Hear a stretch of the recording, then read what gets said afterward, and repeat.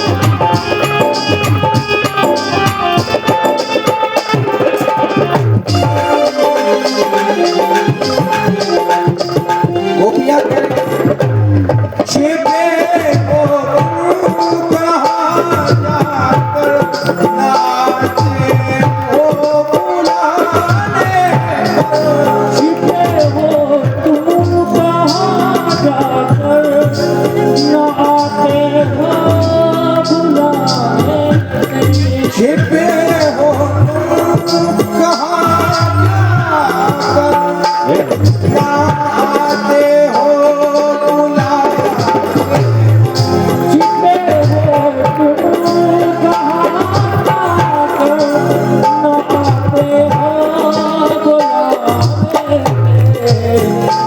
मजा क्या तुमको आता है मजा क्या तुमको आता है मुझे इसे और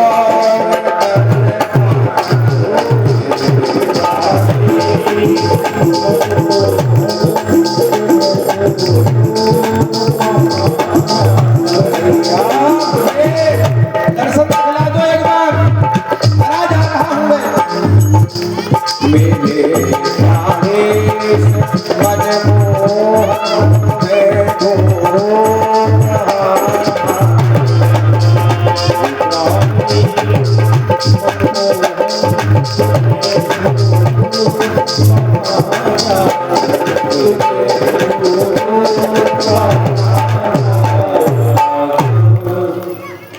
हे प्रभु कहाँ चुप गए हो?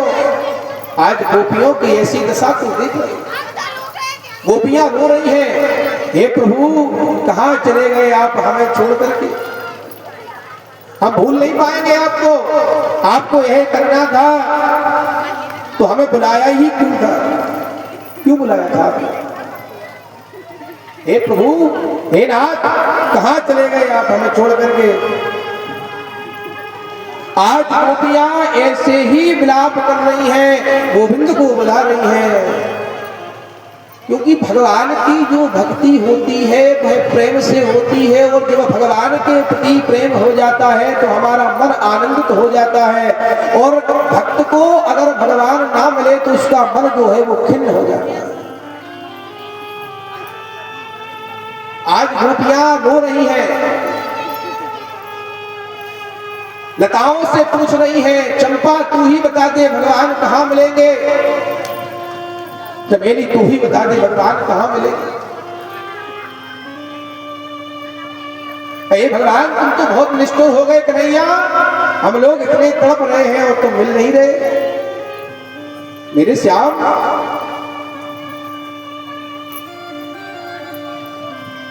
आज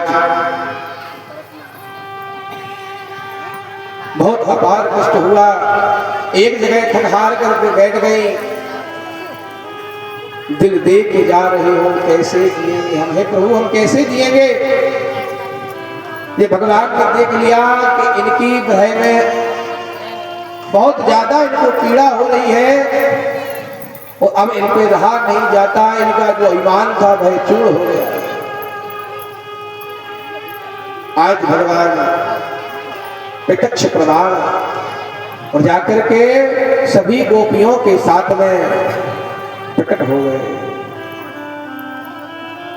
आज जैसे ही गोपियों ने देखा तो भगवान से कहने लगे, रे प्रभु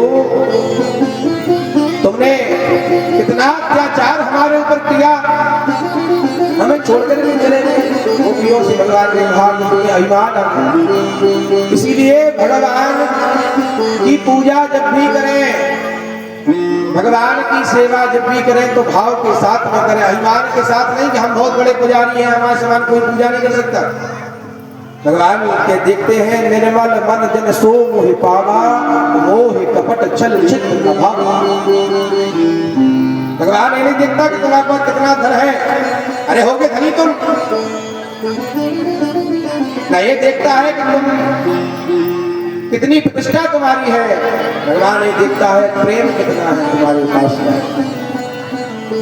और जब जिस जीवन में जिसके में प्रेम आ जाता है भगवान सुलभ ही मिल जाता है, भगवान को ढूंढने की आवश्यकता नहीं पड़ती। आज जैसे ही भगवान आए तो गोपियां बड़ी प्रसन्न हो गई, और आज रास प्रारंभ होने लगा। रास में भगवान शंकर जी भी आए। सुखदेव स्वामी कहते हैं कि रास क्या है, गलत संदेश दी जाएगा समाज में कि भगवान ने रास किया है। भगवान रास करते हैं तो कहा कि ये रास जो है वो गोपी और भगवान के बीच का है, एक जीव और परमात्मा का बीच का मिलन है। इसमें कोई काम नहीं है, कोई काम नहीं है इसमें। जब कामदेव भगवान के वहां पहुंचा तो उल्टा टांग दिया गया भगवान ने कामदेव को। तो यहाँ तो स्वयं शंकर जी महाराज रास में पधारे गोपी बनकर। शंकर जी का नाम एक गोपेश्वर महादेव हुआ। बोले गोपेश्वर महादेव की, गोपेश्वर बन करके आए। और आज सभी लोग रास में सम्मिलित हैं क्योंकि ईश्वर अंश जीव अविनाशी, हम सभी के अंदर ईश्वर का ही अंश है और उन्हीं परमात्मा के चरणों में हमारा प्रेम है, वही गोपी है। हमारी जो इंद्रियां हैं, हम यही भगवान से प्रार्थना करें कि हमारी जो इंद्रियां हैं वो भगवान में समर्पित रहे, प्रेम भगवान में बना रहे। आज सभी लोग रास कर रहे हैं और गोपियां भी भगवान के साथ में रास कर रही हैं। एक एक गोपी के साथ में दो दो कृष्ण नाच रहे हैं। आइए हम सभी लोग भी रास में चलेंगे कि रास रचो है, रास रचो है, यमुना किनारे महारास रचो है, रास रचो है, रास रचो है, यमुना किनारे महारास रचो है, रास रचो है, यमुना किनारे महारास रचो है।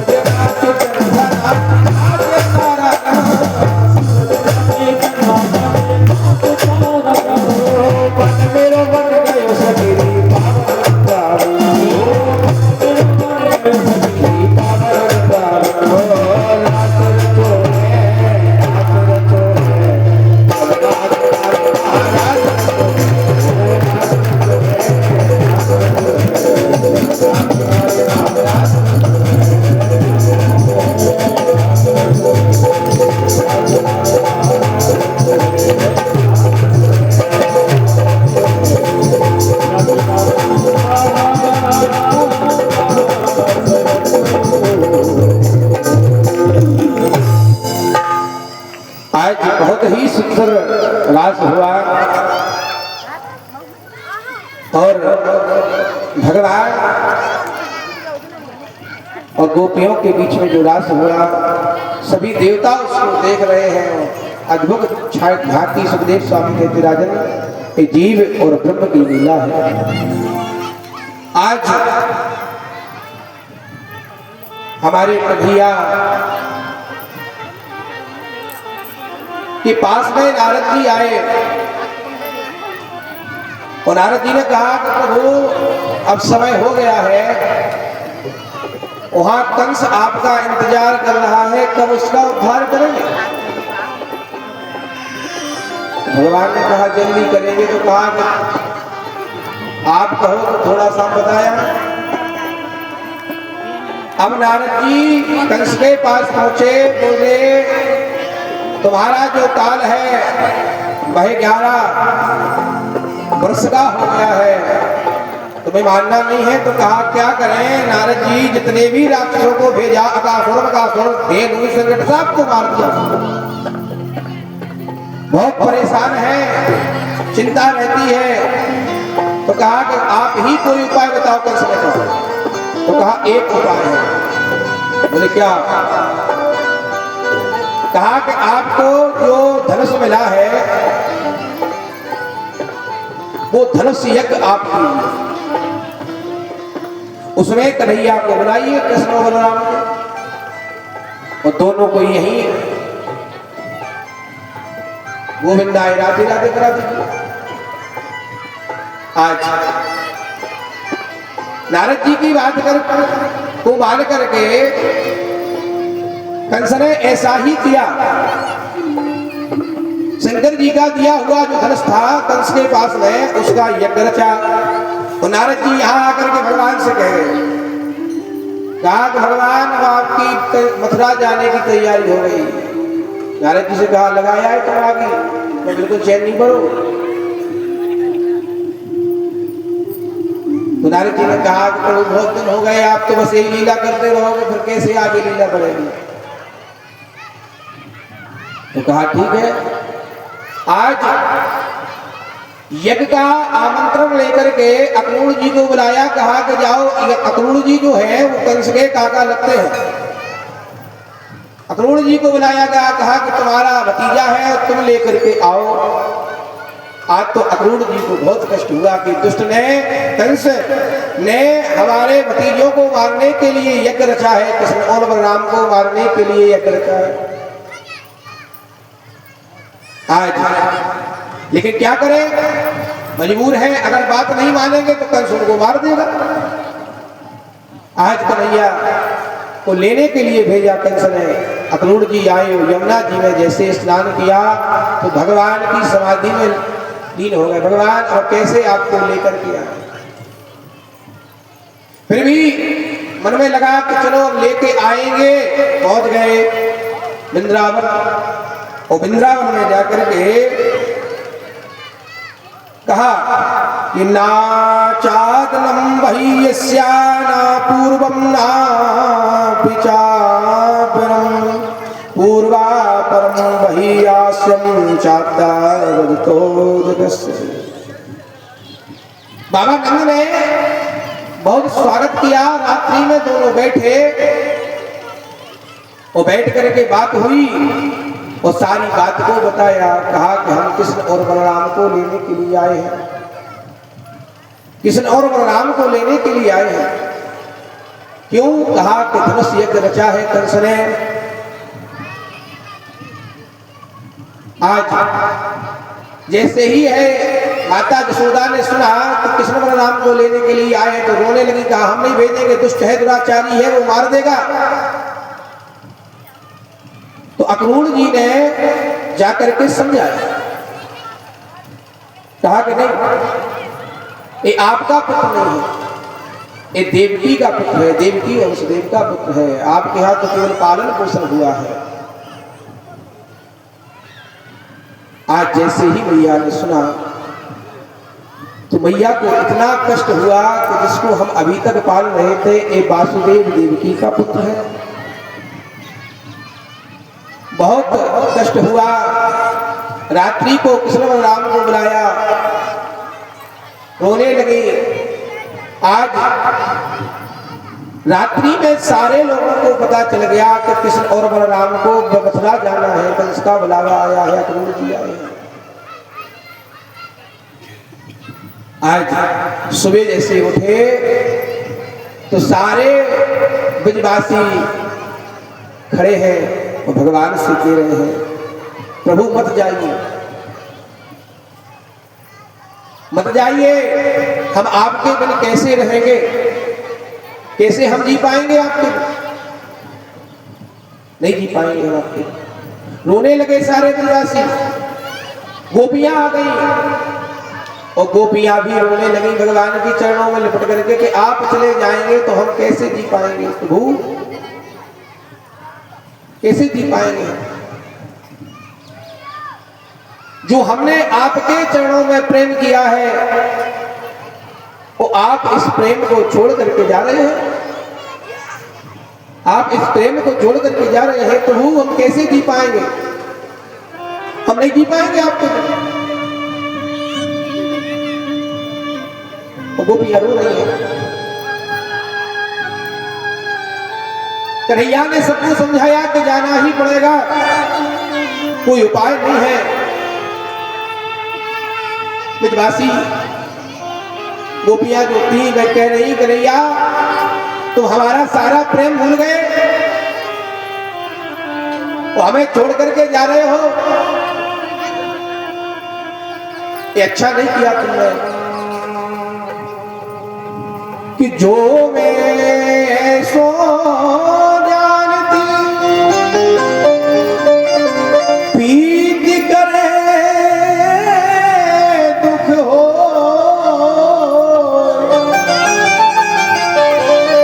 नगर ढिलोरा पीटती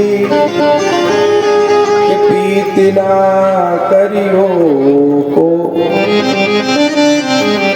हमारे प्रेम का तुमने इतना गलत फायदा उठाया, एक नहीं है, हमें छोड़ करके जा रहे हो आज। कन्हैया ने कहा हम आ जाएंगे लौट करके। रथ में बैठ करके जैसे ही जा रहे थे तो मैया छत पर से दौड़ करके आई और दौड़ करके लाला को नंगे पांव दौड़ती हुई रथ के पास आ गई। कन्हैया दौड़े, मैया मैया यशोदा कह रही है, कन्हैया मुझसे जो अपराध हो गया हो तुम्हारी सेवा में उसके लिए क्षमा करना। मैं तुम्हें कभी छड़ी मारूं, कभी तुम्हें डांटूं, तो जो भी अपराध मुझसे हो गया उसके लिए क्षमा कर दे। कन्हैया रोने लगे चुप करके। कहा मैया मैं आ जाऊंगा, परसुआयाम वर्ष्यामी, परसों आ जाऊंगा। गोपियां रथ के आगे लेट गई तो गोपियां भगवान से कह रही है प्रभु, गाने लगे कि जा रहे हो छोड़कर, हे प्रभु हमें छोड़कर जा रहे हो, कि जा रहे हो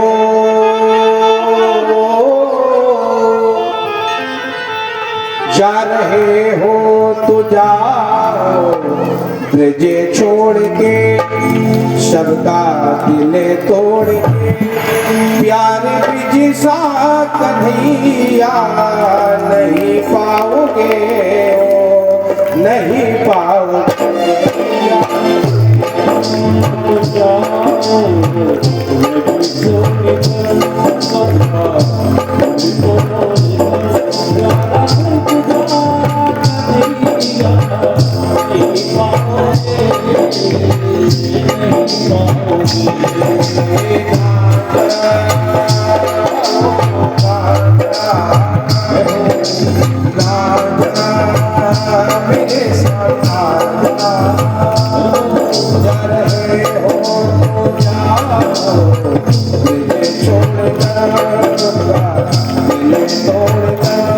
प्यारे मेरे साथ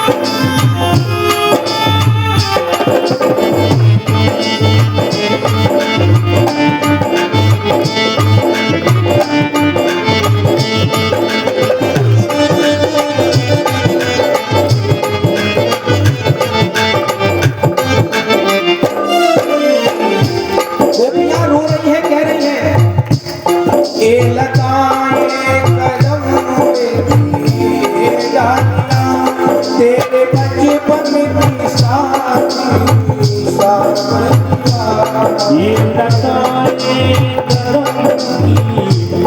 डालियां तेरे बचपन की साथी ये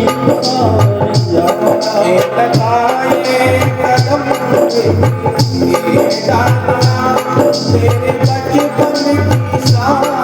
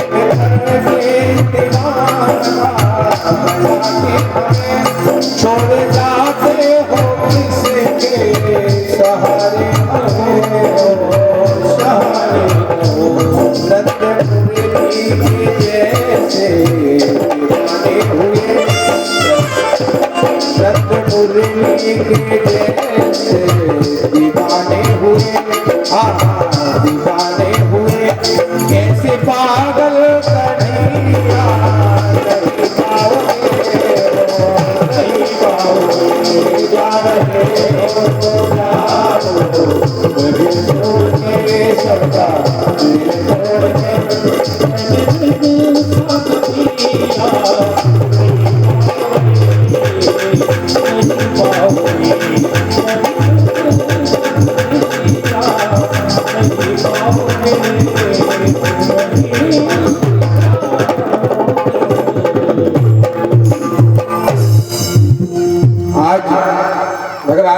गोपियों को समझाया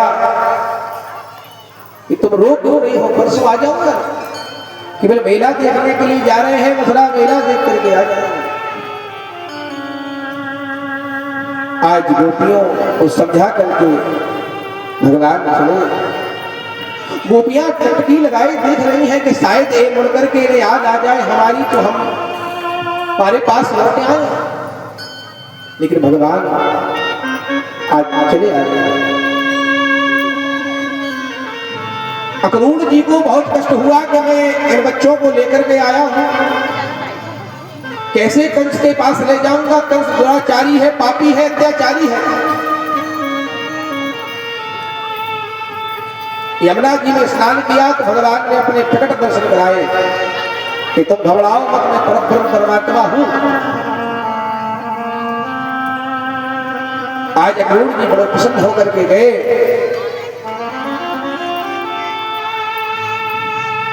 और जाकर के कन्हैया जी से कहा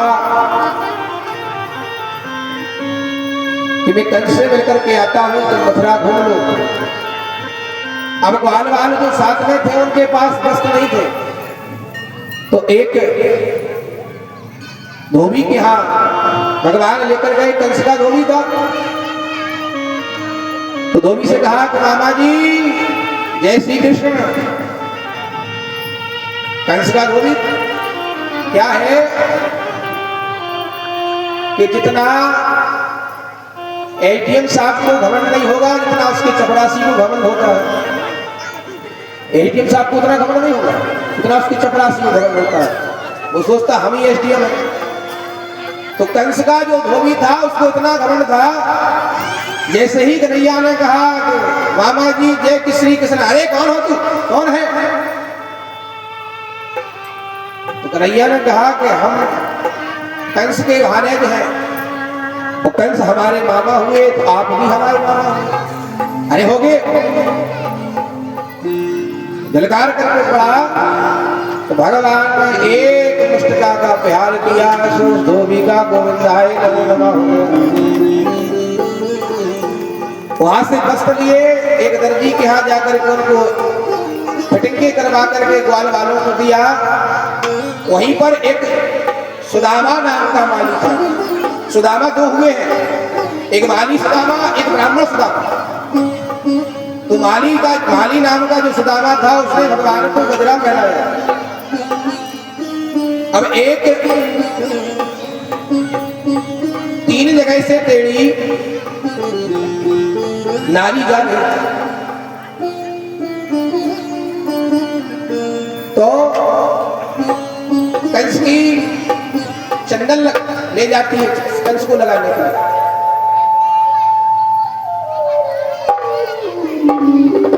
आज कन्हैया ने देखा तो उससे कहा, हे सुंदरी कहाँ जा रही हो? तो जैसे ही उस 3 जगह से टेढ़ी नारी ने सुंदरी सुना तो उसने मुड़ करके देखा, किससे सुंदरी कहा है? भगवान ने कहा तुम इसे कह रहे हैं, प्रसन्न हो गई, हमसे सुंदरी, लेकिन हम तो 3 जगह से टेढ़े हैं। कहा कि सुंदरी तुम्हारा नाम क्या है? उसने कहा वैसे तो हमारा नाम सैरंधी है, लेकिन हमारी कमर 3 जगह से टूटी है, तो कोई तिबका कहता है, कोई कुब्जा कहता है।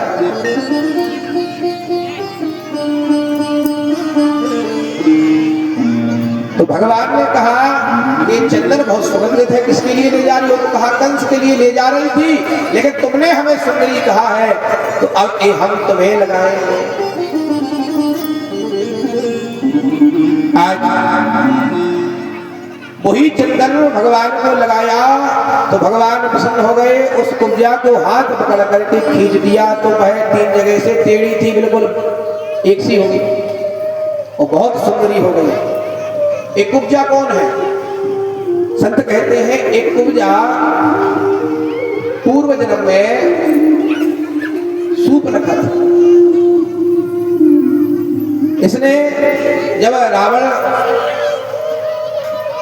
मारा गया तो उसने भगवान का तप किया। भगवान ने कहा कि तुम्हें आलिंगन नहीं कर पाया हूं, लेकिन अब हम द्वापर में कृष्ण बन करके आएंगे, तुम्हें आलिंगन करेंगे। ये 3 जगह से टेढ़ी है, टेढ़ी हो गई है, तो भगवान ने इसका उद्धार किया, आलिंगन दिया। आज कन्हैया रंगभूमि पहुंचे, वहां धनुष यज्ञ था, शंकर जी का दिया हुआ। कन्हैया ने पलक झपटते ही इसको तोड़ दिया। कंस ने एक व्यवस्था की थी, एक हाथी को खड़ा कर दिया, उसको मुद्रा मिला करके, तो कन्हैया ने एक ही झटके में उसको मार गिराया। बड़े बड़े मुष्टिक चाड़ूर बैठे हैं। कन्हैया जैसे ही कंस के दरबार में पहुंचे, 11 वर्ष 56 दिन के कन्हैया है, मुष्टिक चाड़ूर को संघारा और कंस को दौड़ करके सिंहासन पे भगवान चढ़ गए, उसके केसों को पकड़ करके नीचे पटक दिया। कंस घबरा गया, अरे महाराज मुझे बचाओ, क्या कर रहे हो? मैं तुम्हारा मामा हूँ। कहा मामा तो हो बाद में, पहले तो हमारे भाइयों के हत्यारे हो, हमारी माता को कष्ट दिया है तुमने। आज जैसे ही कंस को ऊपर भगवान बैठ गए, एक मुष्टिका का प्रहार किया, कंस का गोविंदाय नमो नमः हो गया। बलभद्र बिहारी लाल की जय। गोविंद आए आज कंस का आतंक खत्म हुआ और अग्रसेन जी महाराज को पुनः सिंहासन पर विराजमान किया। वासुदेव देवकी को भी कारागृह से मुक्त किया, बहुत विलाप किया। आज नंद बाबा और ग्वाल बाल सभी लोग वापिस आ गए। कन्हैया बलराम जी का मुंडन संस्कार हुआ। सांदीपनि ऋषि के यहाँ पढ़ने के लिए भेजा तो अल्पकाल विद्या सब आई, थोड़े समय में विद्या को प्राप्त कर लिया। गुरु के जो पुत्र मरे हुए थे भगवान ने यमलोक में जाकर के उनको भी लेकर के आए। पंच जन नामक राक्षस था, उसका उद्धार किया। उसके बाद में पंचजन नाम का एक संघ उत्पन्न हुआ और वो संघ भगवान के पास लाया। आज भगवान अपने घर आ गए।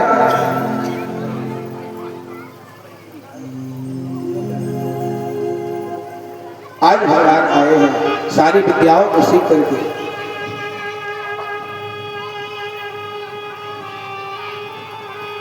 और कन्हैया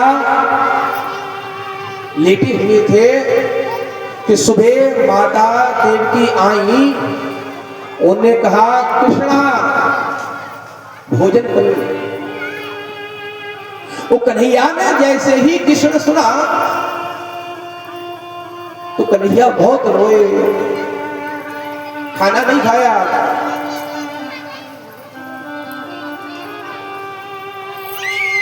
मैया देवकी ने सोचा कि जाने हमसे क्या अपराध हो गया है कि कन्हैया बुरा मान गए, क्या अपराध हो गया। कन्हैया बुरा मान गए तो मैया देवकी ने उद्धव जी को बुलाया। उद्धव जी यदुवंशियों के महामंत्री हैं। वो उद्धव जी को बुला करके कहा कि कन्हैया क्या आज स्वास्थ्य ठीक नहीं है, क्या उसको बुरा लग रहा है, वो रो रहा है, तुम जाकर के पूछो, तुम उसके मित्र हो, तुम शायद समझ सकते हो कि उसको क्या चाहिए, क्या कमी है मथुरा में उसके लिए। जैसे ही उद्धव गए, उद्धव पहुंचे तो उद्धव ने कहा कन्हैया क्या हुआ। तो कन्हैया ने कहा हे उद्धव, उद्धव मोहे बिज बिसरति ना। हे उद्धव हमें बिज नहीं बिसरता। उद्धव में क्या कहूं, उन गोपियों का इतना प्रेम, मेरी मैया का इतना प्रेम, और सभी ब्रजवासी गाय बैल बछड़े जितने भी हैं हमसे इतना प्रेम करते हैं कि हमें तो भूल नहीं पा रहे। मोही कोई बिसरत ना। उद्धव तुम्हें क्या बताऊं,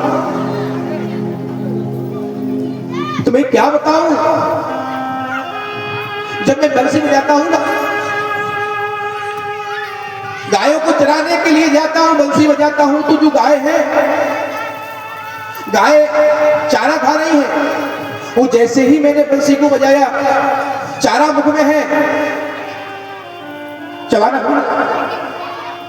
चबाना भूल गई और टकटकी लगा करके मेरी ओर देखती। उद्धव मैंने उनके साथ बहुत अपराध किया है। जब मैं बंसी को बंद कर देता हूं ना, तो जो गायों के बछड़े हैं वे देखते हैं और कहते कन्हैया और बजाओ ना, और बजाओ ना। उद्धव मोए कुछ विस्मृत ना। मैंने देखा मैं बंसी बजा रहा हूं, गाय के जो बछड़े हैं वे दूध पान कर रहे हैं माता का, अपनी गाय माता का, और दूध पीना छोड़ दिया, बंसी सुन रही। उद्धव कैसे भूल जाऊं ब्रजवासियों का इतना निश्चल प्रेम। मैं छोड़ा उनको, मैंने कहा था पुरुषायाम नरस्यामी, मेरी माता नंगे पांव दौड़ती हुई आई, वो कहा कन्हैया कब आओगे? तो मैंने उनसे धोखा किया, मैंने कहा परसों आयाम करिष्यामि, परसों आ जाऊंगा। वो मैं परसों लेकर के परसों नहीं गया। अरे उद्धव मैं कैसे भूल जाऊंगे सब प्रेम? अगर उद्धव हम उनकी याद करते हैं तो वो भी हमारी याद करते होंगे ना, वो भी हमारी याद करते होंगे। तुम जाकर के कुछ समझाओ, तुम जाकर के समझा सकते हो। तो कहा कि मैं तो बृहस्पति का शिष्य, इतना ज्ञानी मैं कैसे समझाऊं? मैं तो वेदवाणी बोलता हूं। तू कहा कि वो लोग बहुत समझदार हैं, तुम थोड़ा समझाओगे समझ जाएंगे। अन्न से सुता को सुंदर करे रव और कुंजन की छाई मोए बिज बिसरत राम। एक नहीं उद्धव को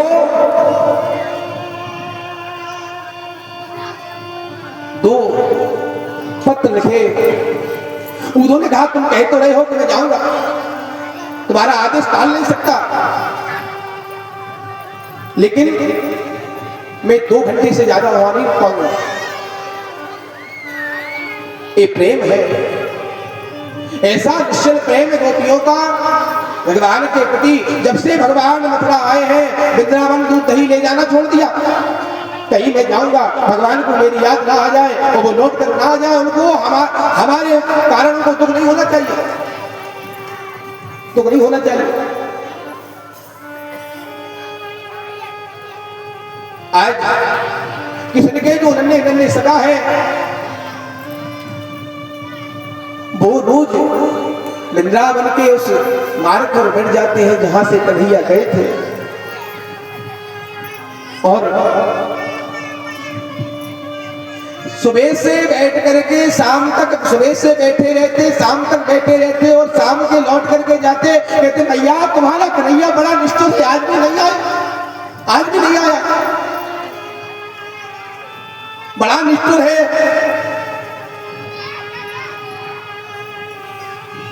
आज जैसे ही भगवान ने कहा उठो वहां से निकले, वो यहाँ नन्हे नन्हे सका भगवान की टकटकी लगाए ऐसे देखते रहते कि हमारे कन्हैया आएंगे, हमारो लाला आएगो, हमारो कान्हा आएगो। तो कहते ये मेरे श्याम लौट के आना, बिन तेरे जिंदगी अधूरी है। प्रभु लौट कर आना, क्यों नहीं आ रहे हो? हे मेरे श्याम लौट के आना, बिन तेरे जिंदगी अधूरी है। मेरे श्याम लौट के आना, बिन तेरे जिंदगी अधूरी है। आके तो देख मेरी हालत, आके तो देख मेरी हालत, बिन तेरे हर खुशी अधूरी है। मेरे श्याम, मेरे श्याम, मेरे श्याम।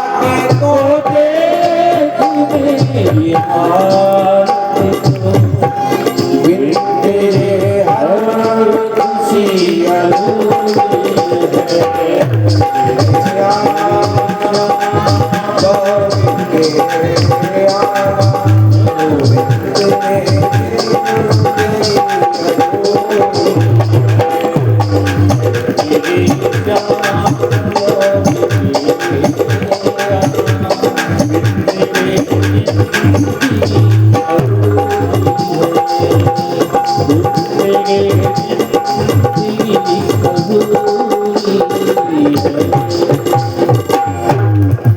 हे मेरे श्याम, वो कहते हैं ऐसे आँखों पे लबों के आंसू हैं, ऐसे आँखों पे लबों के आंसू है, दिल में एक दर्द सा तूफान सा है, दिल में एक दर्द सा तूफान सा है। मेरे श्याम लौट के आ, बिन तेरे जिंदगी अधूरी है।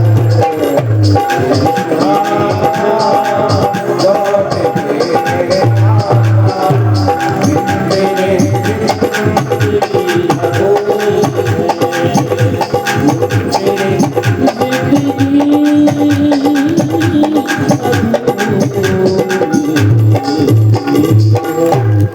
आज वाल वाल वहां रोते हैं, मेरे कान्हा लौट करके आ गया। और जब कोई नहीं आता शाम को घर जाकर के कहते मैया तेरा कान्हा बड़ा कठोर है, आया नहीं आया था। कन्हैया ने जब उदो को भेजा तो दोस्त ने कहा कि वो हमें पहचानेंगे कैसे, वो तो हमें जानते हैं। तो कन्हैया ने अपनी काली कमली जो डालते थे उसको दे दिया, कहा वो ऐसे पहचान जाएंगे तुम बता देना। उदू अपने आप को बहुत बड़ा ज्ञानी समझ लेते, हम ज्ञानी हैं। आज जैसे ही उठो गए ग्वाल बाल बैठे हैं, कन्हैया की टकटकी लगाए देख रहे हैं।